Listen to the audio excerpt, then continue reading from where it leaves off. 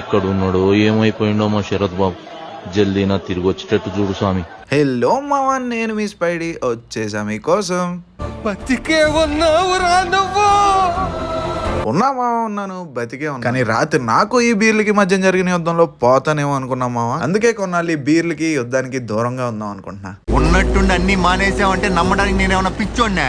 ఇంకా నైట్ చేసిన యుద్ధం వల్ల పొట్ట అంతా ఖాళీ అయిపోయింది. అందుకే ఆత్మారావుని సంతృప్తి చేద్దాం అని చెప్పి మండి తినడానికి వెళ్ళిపోయాం మావా. కంచం ఏంటి ఎంత ఉంది? అంత పెద్ద కంచం మీద అలుపెరగని యుద్ధం చేసి గెలిచేసాను మా. ఇంకా అలా బయటకు చూస్తే మన చోటుగడి మీద ఏ పవరం రెట్టేసింది అనుకున్నాం. ఎవడో ఎరుపుకు మన చోటుగడి చట్నీ ప్యాకెట్ తో దెంగాడు మా. అడిగి కూడా ఈ చట్నీ లాగా లూజ్ మోషన్స్ అయిపోవాలని కోరుకున్నాం. మన చోటుగడ అలా ఉంటే మనకు నచ్చదు కాబట్టి తీసుకొచ్చి స్నానం చేపించేసాం. ఇంకా అలా దమ్ము కొడుతుంటే దోషగాలు ఫోన్ చేసి రూమ్ కి వచ్చామని చెప్పారు మా.